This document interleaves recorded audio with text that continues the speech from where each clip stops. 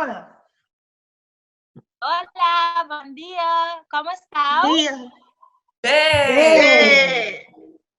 Sabeu quin dia és avui? Quin? No ho sabeu? No. Avui és Sant Jordi. I si explicam un conte? Quina bona idea, d'acord? Jo sé quin. Georgina i la dragona. Vos fa ganes? Sí! Sí! Vamos!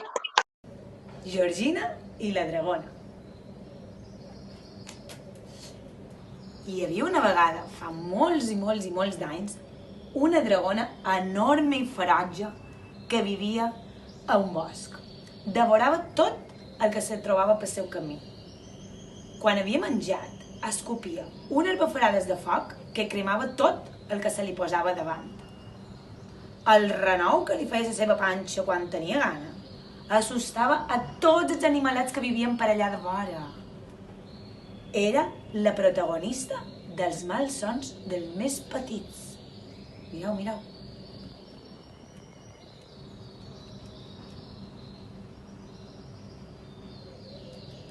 Vivia en una cova al bosc, però no era un bosc qualsevol, sinó un que quedava a les afores d'un poble. I això era un avantatge, perquè tots els dragons saben que als pobles hi ha viandes suculentes i abundants. Per als habitants d'aquell llogaret, però tenir-la de veïnada era un mal son. El seu alent pestilent omplia l'aire d'una pudor sofre d'ou podrit que tenia de groc tots els animals.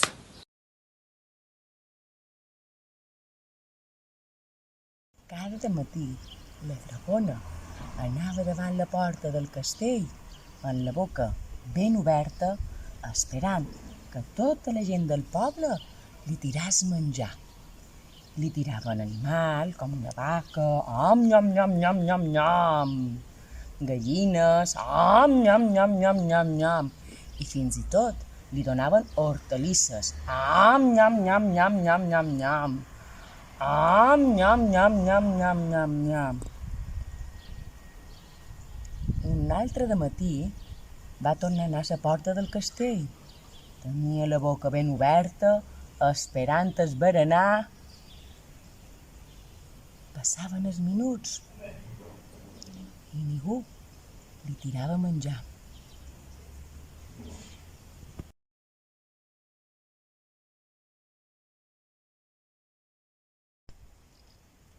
Aleshores es va sentir una veueta tremolosa que deia: «Dragona, que no tenien res per donar-te de menjar.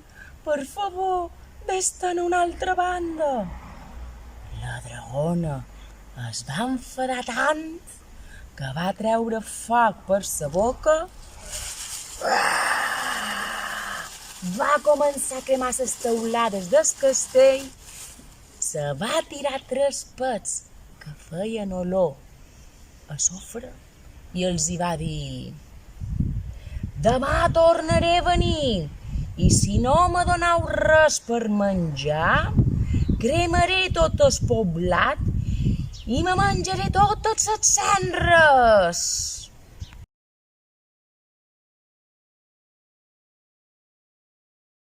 La gent del poble va decidir que no tenien més remei que llançar algun veí a la dragona perquè se'l mengés per dinar.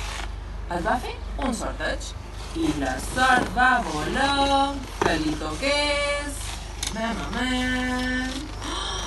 en el príncep, un príncep delicat i molt estimat. Els habitants del poble estaven molt tristos perquè aquell príncep era molt jove i ben plantat. Era una llàstima que acabés dins la panxa de la dragona. Però què hi farà? Els sortejos són així. Toca qui toca. Quina tragèdia.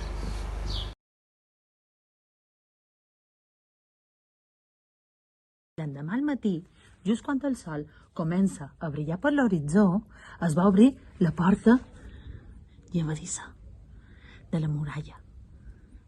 Quan es va deixar de sentir el xerrit de les cadenes, va aparèixer el príncep petit, que caminava molt a poc, fent passes molt petites. i molt curtes. Va creuar el fossat seguit de la porta llevadissa, mentre el poble l'observava molt, contenint la respiració. Ai, pobret el príncep. Estaven espantats i al·lucinats. Va avançar una miqueta, però ja no veia a ningú i es va quedar ben plantat fins que esperava a la dragona.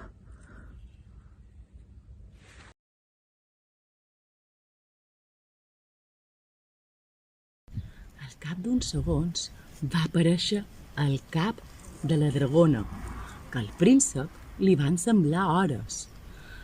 La dragona treia fum pel nas i foc per la boca. I era tan i tan terrorífica que al príncep se li va escapar un poquet de pipí.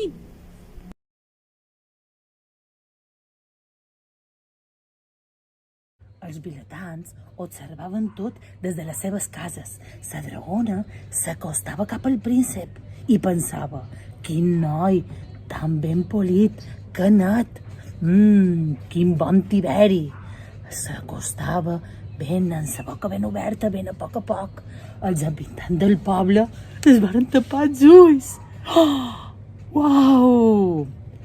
Un bon final s'esperava, ben dramàtic.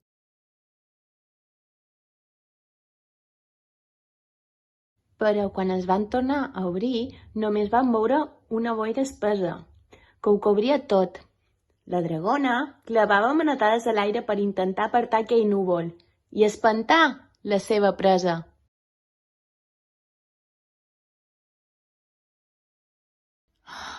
De sobte, li va aparèixer una figura a un pam de nas. Se va assustar molt perquè era una figura humana. Era una dona molt valenta, una dona molt imponent. I es va llançar a damunt de la dragona amb el crit de «Montserratina!». La dragona va retrocedir espantada, però no va ser prou ràpida i aquella dona ferotge li va etzibar un mastegot al cap. «Oh, però què fas?», va cridar la dragona i la va llançar a l'aire. «Oh, dragona de l'infern! Pel meu nom, Georgina, no et sortiràs en la teva! Deixa tranquil el príncep! Ara mateix et tallaré el cap!».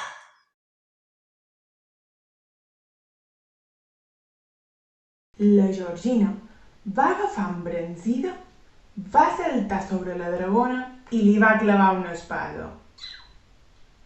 Però la Georgina no sabia que les dragones tinguessin unes escates tan fortes i l'espada es va aixafar com si fos un escuradents.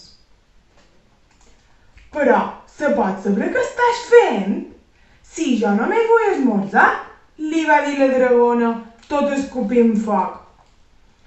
La Georgina va quedar de pedra. No sabia que les dragones xerrassin tan bé.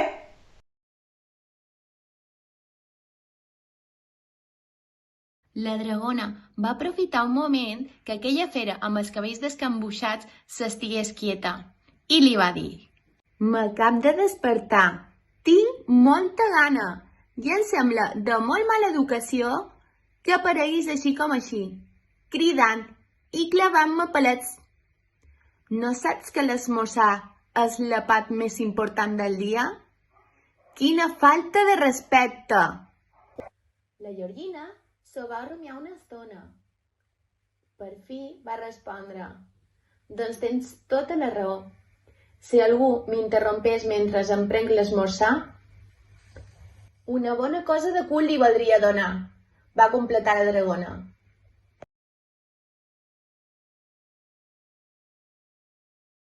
Georgina i la dragona se varen fer superamigues. No podien aturar de riure. Venga a fer cucaveles per en terra, la dragona per damunt la Georgina. Bueno, uns esclats de riure que se'ls sentia a lo més amunt de les muntanyes. tenien fins i tot mal de panxa de lo molt que reien. La Georgina li deia a la Dragona, però vaya Dragona més divertida que he conegut. I la Dragona li deia a la Georgina, quina personeta més meravellosa que m'he trobat. Mireu-les que contentíssimes i amigues que són. Mireu.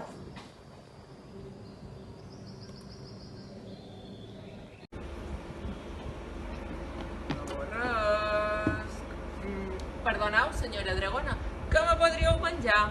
És que tens les cames que me fan mal. Estic cansat d'estar plantat com un arbre. I tant, va contestar la Dragona, ben contenta.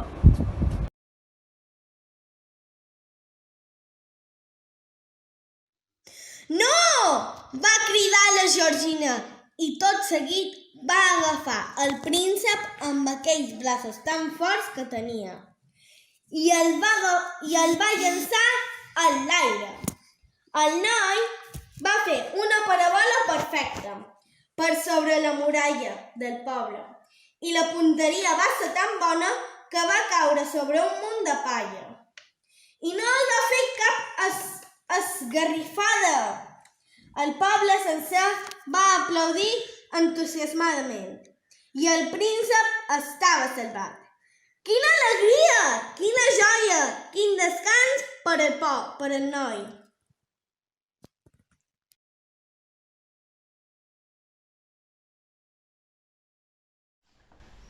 La Georgina es va posar al costat de la seva nova amiga, que s'havia quedat, com solem dir, amb un pam de nas.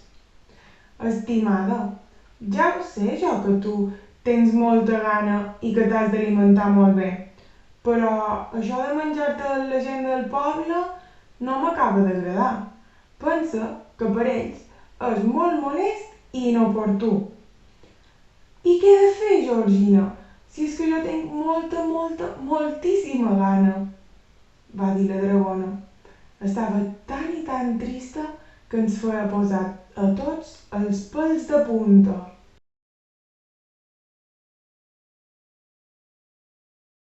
La Georgina s'ho va rumiar una estona i de sobte se li va il·luminar la cara. Què et sembla si muntem un hortet entre totes dues? Tu ets més forta i te pots encarregar de llaurar i no te farà falta mai menjar. I jo puc deixar la meva feina, perquè la veritat que estic un poc tipa d'anar salvant príncep pel món. Es poden espavilar solets. La Dragona va sentir que l'emoció li pujava per les potes i li arribava fins al cor. Es va posar a saltar de felicitat. Oh, que divertit! Tenir un hortet plegades. Podrem sembrar cols, lletugues, tomàtigues i raves. M'encanten els raves. La Georgina i la Dragona es van posar a saltar d'alegria.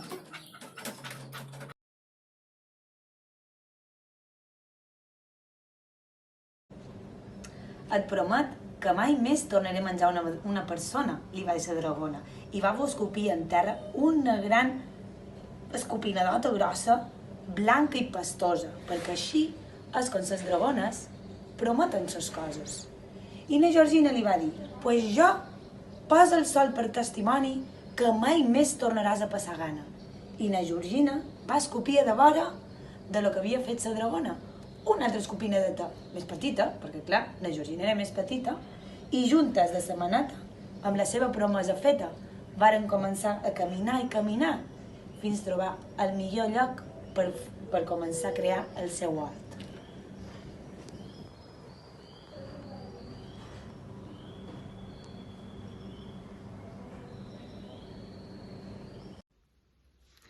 Explica la llegenda que la Dragona i la Georgina van ser felices per sempre i que al lloc on varen escopir va néixer un roser que feia les roses més blanques i més boniques que heu vist mai. Encara no se sap molt bé per què. I vet aquí un moix, i vet aquí un gos, que aquest conte ja s'ha fos.